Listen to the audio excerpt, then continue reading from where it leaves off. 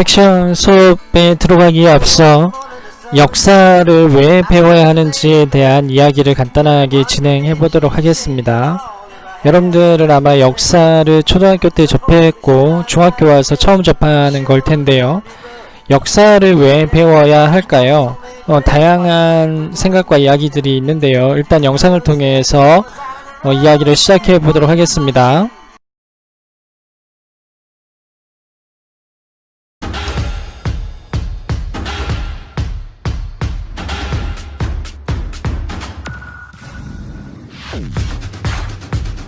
대한민국의 안전이 또다시 무너졌습니다.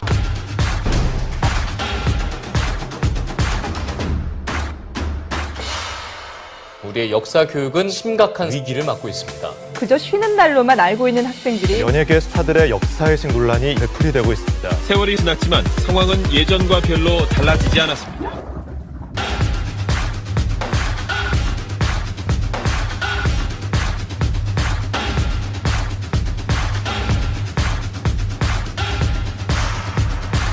역사라는 것은 현재와 과거와의 끊임없는 대화이다라는 말이 있어요.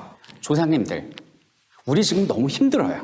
어떻게 이 난관을 극복할 수 있을까요? 라고 600년 전에 세종대왕께 여쭤보는 겁니다. 그럼 우리에게 얘들아, 이렇게 헤쳐나가라는 메시지를 그들이 전하고 있는데 우리가 귀를 닫고 눈을 가리고 있는 모양새예요.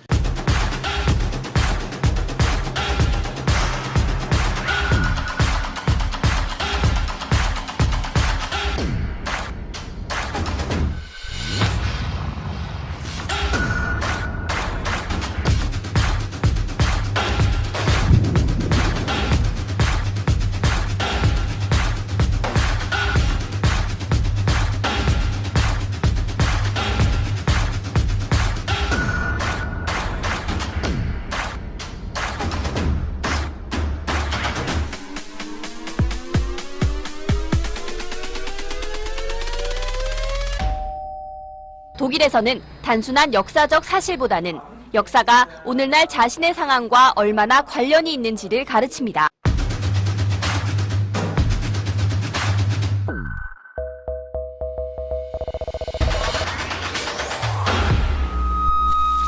우리는 지금 국가적으로나 사회적으로나 개인적으로나 많은 어려움에 처해 있잖아요. 요새 유행하는 말처럼 이게 우리가 앞으로 헬조선에서 살아갈지 아니면 해분조선에서 살아갈지 굉장히 중요한 기로라고 생각해요. 우리가 현실의 문제를 해결하고 멋진 미래로 나가기 위해서 우리는 조선왕조실록을 읽어야 된다고 생각을 했고,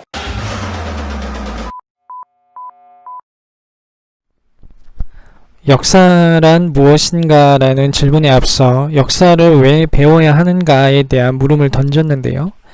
영상에서는 아주 강력한 메시지를 전달하고 있죠. 역사를 잊은 민족에겐 미래는 없다.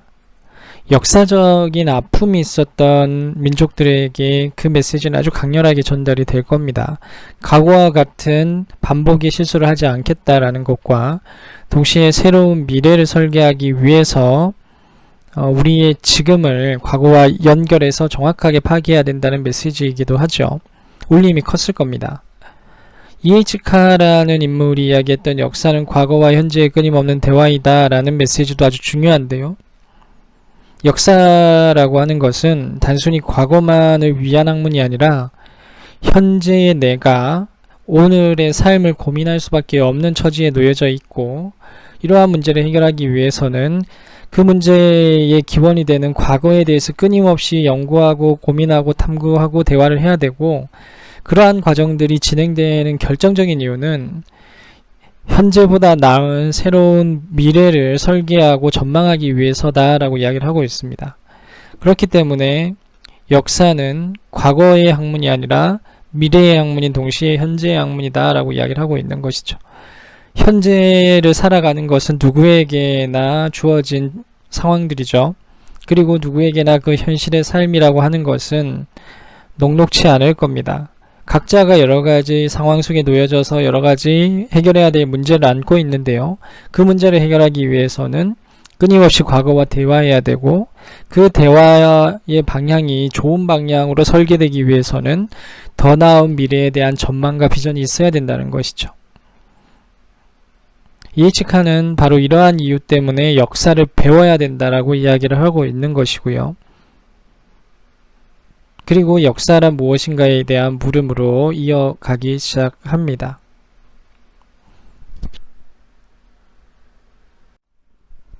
역사를 왜 배워야 하는가? 현재의 내가 역사를 배워야 하는 이유에 대해서 나름의 답을 이에치카와 신채호와 같은 인물들은 던져주었을 겁니다.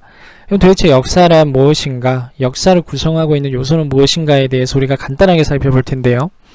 이는 역사를 어떻게 바라보는가의 관점과도 밀접하게 연관이 됩니다. 역사는 우선 사실을 다루는 학문이죠. 실제로 일어났었던 사건에 대해서 다루는 학문입니다. 그렇기 때문에 팩트, 사실은 매우 중요한 요소 중에 하나죠.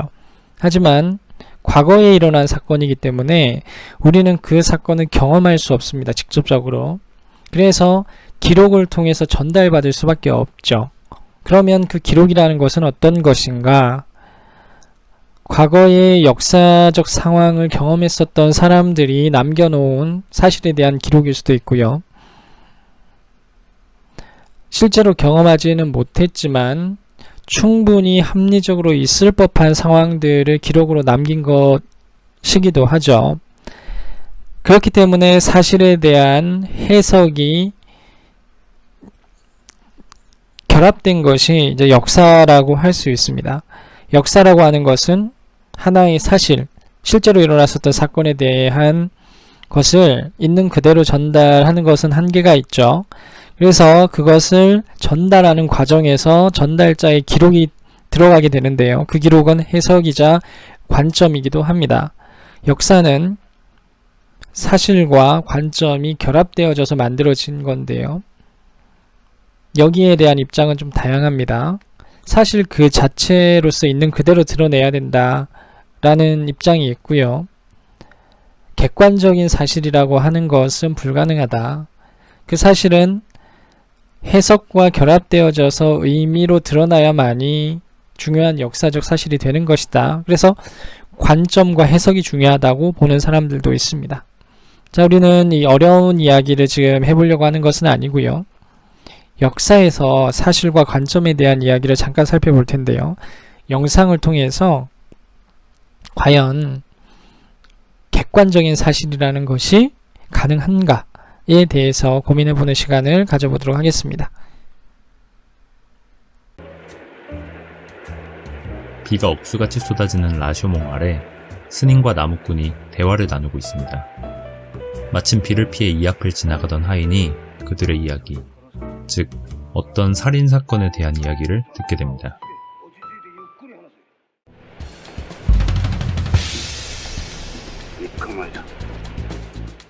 나흘 전 산에 나무를 하러 갔는데 거기서 사무라이의 시체를 발견했다. 사무라이의 칼은 보이지 않았고 다만 여자의 모자, 사무라이의 모자, 시체 옆에 있던 새끼줄, 그리고 부적 주머니를 본 게 전부다.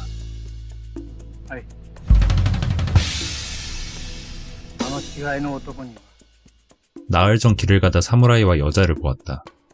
여자는 모자를 써서 얼굴을 볼 수 없었고 사무라이는 칼과 활을 차고 있었다.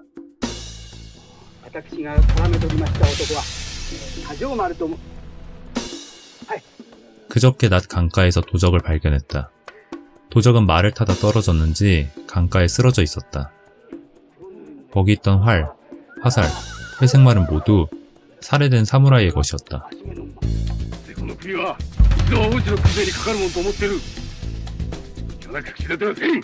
사실 내가 사무라이를 죽였다.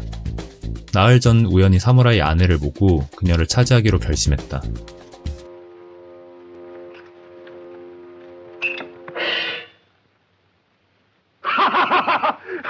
보물이 숨겨진 장소를 알려준다며 사무라이를 유인한 뒤 그를 공격했다. 이후 사무라이가 뱀에 물렸다며 여자도 속여서 마찬가지로 유인했다. 여자는 저항했지만 나는 끝내 그녀를 범했다. 여자는 나와 사무라이 둘 중 하나는 죽어야 하고 자신은 그중 살아남은 사람을 따르겠다고 말했다.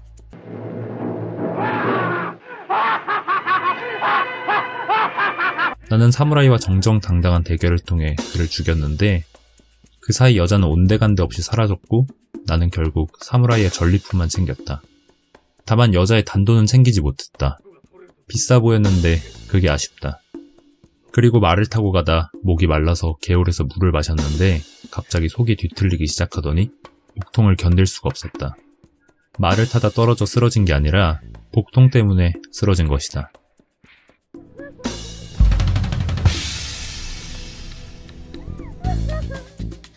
도적은 나를 범한 뒤 달아났다. 남편은 나를 차갑게 노려보았고 나는 차라리 나를 죽여달라며 그에게 단도를 건넸다.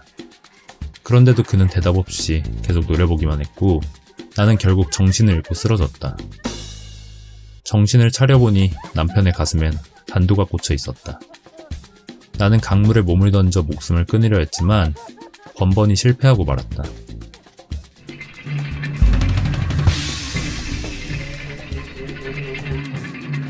도적은 아내를 범한 후 그녀를 설득해 같이 도망치려고 했다. 아내 역시 도적과 함께 도망치려고 했고 심지어 나를 죽여달라고 부탁했다. 그러나 도적은 이것을 거절했고 아내는 결국 혼자 도망쳤다. 자신을 풀어준 도적은 용서했지만 자괴감에 몸서리치다 결국 아내의 단도로 자결했다. 이후 누군가 내 몸에 꽂힌 단도를 빼가는 걸 느꼈다.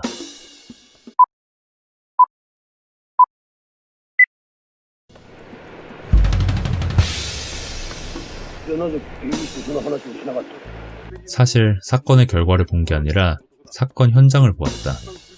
도적은 여자를 범한 뒤 그녀에게 적극적으로 구애했다. 여자는 대답을 하지 않다가 그저 포박된 사무라이를 풀어줬다. 도적은 이걸 싸움으로 결정하라는 의미로 받아들였는데 정작 사무라이는 이런 여자 때문에 목숨 걸기는 싫다고 말했다. 도적도 이에 동의하듯 그 자리를 떠나려 했는데 여자가 갑자기 소리를 지르며 둘이 결판 낼 것을 요구했다. 결국 두 남자는 결투를 벌였다. 다만 놀라울 정도로 못 싸웠을 뿐이다.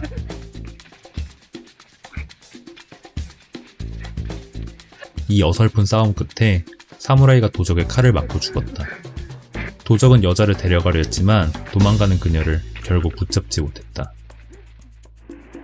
이 얘기를 나눈 세 사람은 믿을 사람 없다며 인간사에 회의감을 갖습니다. 그런데 그때 버려진 아이의 울음소리가 들립니다. 이를 듣고 달려간 하인은 대뜸 아이의 비단옷을 가져가려고 합니다. 나무꾼은 그런 하인을 비난합니다. 하지만 하인 역시 나무꾼의 위증을 비난합니다. 그리고 모든 사건을 미루어 봤을 때 여자의 단도를 가져간 사람이 다름 아닌 나무꾼이 아니냐며 그 점에 기대어 나무꾼을 더욱 더 비난합니다. 나무꾼은 아무런 변명도 하지 못하고 하인은 그 자리를 떠납니다. 비가 그치자 나무꾼은 버려진 아이를 데려가려 하고 스님이 이를 제지합니다. 나무꾼은 자기 집에 아이만 6이라며 이 아이를 키우겠다고 말합니다. 스님은 인간에 대한 믿음을 다시 찾을 수 있겠다며 스스로 감동합니다. 결국 나무꾼이 아이를 안고 걸어가며 영화는 마무리됩니다. 영화 속 인물들은 저마다 자신의 관점에서 얘기합니다. 그런데 그 증언들은 거짓과 진실이 섞여있는 혼돈 그 자체입니다. 특히 액자식 구성의 바깥에서 진실만을 얘기하는 것 같았던 나무꾼조차 거짓말한 게 드러났을 때 이런 혼돈은 가중됩니다. 영화는 결국 사건에 대한 해답을 주지도 않고 어떤 증언이 진실인지 어떤 증언이 거짓인지조차 밝히지 않습니다. 살아있는 것들을 그물로 잡는다는 뜻의 라쇼몽에서 이야기가 시작되는 까닭은 아마 이런 인간성에 대한 고찰을 보여주기 때문일 것입니다. 즉, 인간은 자기 자신에 대해서 얘기할 땐 스스로 정직해질 수 없는 본성을 지닌 존재라고 감독은 지적하는 것이죠.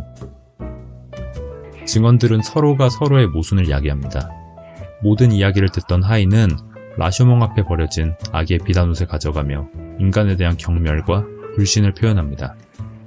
그렇다면 이 영화는 인간에 대한 회의를 다룬 영화일까요? 그렇지만은 않습니다. 하인이 그랬듯 어떤 증언도 믿을 수 없는 관객은 마지막에 이르러 결국 스님의 입장에 기대게 됩니다. 이렇게 신뢰할 수 없는 게 인간의 본성이라면 도대체 무엇을 믿어야 하는지 고뇌하는 스님 말이죠. 나무꾼이 아이에게 접근했을 때 스님은 처음에 제지합니다. 그러나 나무꾼이 속죄의 마음으로 아이를 키우겠다고 말하자 스님은 고개 숙여 인사합니다. 이 말 역시 나무꾼의 주장에 불과하지만 스님은 결국 그를 믿습니다. 믿을 수 없는 사람들의 말이 판치는 세상 속에서 그런 허위를 구제할 수 있는 방법은 오히려 인간에 대한 애정에서 비롯한다고 이 영화는 말하는 것입니다. 저는 이렇게 생각하는데 영화는 사실 나무꾼의 알 수 없는 미소로 마무리됩니다. 이 웃음을 여러분은 어떻게 해석하시나요? 또한 진위 여부가 밝혀지지 않은 증언들에 대해 여러분은 어떤 결정을 내리셨나요? 영화는 사건의 진실이 무엇인지보다 왜 인물마다 진술이 모두 다른지 그 이유에 초점을 맞췄습니다. 진실은 하나일지라도 사람마다 해석하고 느끼는 데 차이가 있다는 것, 즉 인식의 주관성을 말합니다. 인간의 이기심이 이를 왜곡할 수도 있습니다. 여러분은 스님의 휴머니티에 동의하시나요? 라쇼몽이라는 영화인데요. 진실을 바라보는 관점과 시각에 따라서 다르게 이해될 수 있음을 보여주는 것입니다. 매우 유명한 작품인데요. 여러분들이 생각할 때는 누가 진실을 이야기를 하고 있는 걸까요? 여기서 객관적인 사실이라고 하는 것은 두 개밖에 없죠. 사무라이가 죽었다는 거, 그리고 그 근처에서 발견된 물건들은 사실입니다. 하지만 누가 죽였고 그 죽음의 성격은 어떤 건지는 각자의 입장에서 다 다르게 해석이 되죠. 타조마루의 경우 사무라이와 결투했던 사람인데요. 자기가 사무라이를 죽인 건 맞다고 이야기를 하고 있습니다. 하지만 그것은 정당한 결투의 결과였다라고 그 성격을 규정하고 있죠. 하지만 부인은 좀 다르게 보고 있습니다. 결투가 진행된 거에 대해서 인정을 하고 있지만 사무라이를 죽인 것은 타조마루가 아니라 자신이라고 이야기를 하고 있죠. 죽인 이유에 대해서도 설명을 하고 있습니다. 죽음에 대한 성격의 해석이 완전히 다르고 누가 죽였는지에 대한 입장과 기억이 다 다르죠. 하지만 죽었다는 사실은 동일합니다. 이제 사무라이가 빙의가 돼서 나타나게 됩니다. 사무라이는 아내에 대한 배신감으로 스스로 자결했다고 이야기를 합니다. 마사코 타조마루의 입장과 또 완전히 다르죠. 죽었다는 사실은 동일하지만 그 죽음의 원인 상황에 대해서는 세 명이 다 입장이 다 다릅니다. 나무꾼은 이해관계가 없는 사람이죠. 그래서 가장 객관적인 이야기를 해줄 수 있을 것이다 라고 보고 나무꾼의 시각을 따라가는데요. 나무꾼의 이야기는 타조마루와 사무라이는 사실은 싸우고 싶어 하지 않았던 것 같다. 근데 중간에 마사코가 부추겨서 개싸움 형태의 비슷하게 일어났고 그 과정에서 원인은 잘 알 수 없지만 사무라이가 죽었다. 상황만 설명해 주고 있습니다. 근데 또 나중에 마지막 장면에 보면 나무꾼 역시 어떤 또 다른 의도에서 이 사실들을 왜곡해서 바라보고 있지 않는가 하는 이야기를 하고 있는 거죠. 답은 없습니다. 답은 없지만 역사적 사실이라는 게 바로 이러한 것일 수 있어요. 똑같은 사실을 바라본다 하더라도 어떤 맥락에서 어떤 관점에서 해석하느냐에 따라서 굉장히 다르게 해석될 수 있죠. 그렇기 때문에 역사적 사실도 중요하지만 역사적 사실을 설득력 있게 설명해내는 역사적 상상력이라는 게 매우 중요합니다. 우리가 해야 될 작업들은 바로 이러한 역사적 상상력을 결합시켜서 좀 더 의미 있고 설득력 있게 사건들을 만들어내는 작업이라고 할 수 있는 것이죠. 사실 그 자체로 객관적으로 다룬다는 건 되게 무미건조하죠. 하지만 설득력 없는 상상력은 사실 그 자체를 왜곡시킬 수 있겠죠. 그래서 이 부분을 좀 고민을 하면서 진행을 해보면 좋을 것 같습니다.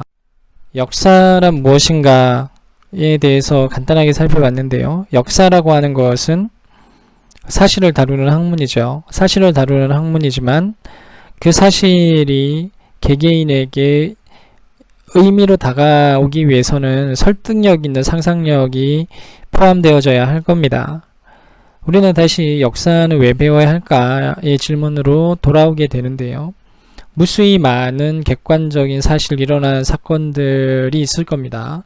그 중에서 우리가 의미를 부여하고 중요하다고 생각하는 역사적 사건이라고 하는 것은 어떤 것인가? 그리고 그것을 의미 있게 만들고 중요하게 만드는 작업들은 어떠해야 되는가에 대한 고민을 여러분들은 좀 해보면 좋을 것 같고요. 거기서 필요한 능력들이 역사적 상상력일 겁니다. 우리가 팩션 작업을 통해서 발휘해야 될 능력이기도 하겠죠. 자, 그러면 우리는 다시 역사는 왜 배워야 하는 것인가에 대한 고민을 가지고 이야기를 이어가 보도록 하겠습니다. 역사란 무엇인가에 대한 이야기는 역사를 왜 배워야 하고 어떻게 배워야 할까라는 이야기로 계속해서 이어지는데요. 역사라고 하는 것은 사실을 다루는 학문이죠. 실제로 일어났었던 과거의 상황들을 다루는 학문이기도 할 겁니다. 하지만 역사라고 하는 것은 기록하는 과정이기도 하죠. 역사를 기록한다는 것은 사실에 대한 각자의 경험과 기억을 기록하는 것일 텐데요. 어떤 것이 중요하고 어떤 것이 의미 있고 어떤 것이 인류에게 유의미하고 기억되어야 되는 것인가에 대한 고민이 늘 깊숙이 내재해 있는 것이기도 하죠. 다양한 시각과 다양한 관점에서 만들어진 똑같은 사실에 대한 기록들을 우리는 어떻게 진실에 가까이 다가서서 바라볼 수 있을까? 그것은 충분히 설득력 있는 설득의 작업으로 나타날 수 있을 겁니다. 로자 룩셈부르크라는 인물인데요. 저는 역사를 공부하고 역사를 탐구하는 이유, 그리고 역사에서 기록하고자 하는 부분들은 인간에 대한 기본적인 사랑에서 시작해야 된다고 생각을 하고 있습니다. 인간에 대한 신뢰, 인간에 대한 사랑이 기초가 되고 그러한 역사의 발전이 의미 있게 전달이 될 때 우리 사회는 조금 더 나은 사회가 되지 않을까 하는 개인적인 생각이 있고요. 그래서 역사라고 하는 것은 과거에 있었던 모든 상황들을 그대로 드러내는 것이 아니라 과거에 있었던 사건들 중에 오늘날 내가 고민을 하면서 의미 있다고 생각하는 부분들을 찾아서 부각시키는 것이고요. 그것은 더 나은 미래의 삶을 설계하기 위한 작업이기도 하겠죠. 이 치카가 이야기했던 과거와 현재와 미래의 끊임없는 대화가 곧 역사일 겁니다. 물론 목적을 위해서 사실이 왜곡되어져서는 안 되겠죠. 역사에 대한 고민을 깊이 있게 해가면서 팩션을 제작하는 작업을 진행해 보도록 하겠습니다. 오늘 수업 여기서 마무리하고요. 여러분들이 생각하는 역사는 무엇이고 역사를 왜 배워야 한다는 것인지에 대해서 간단하게 과제를 작성해 보는 시간을 가져보도록 하겠습니다.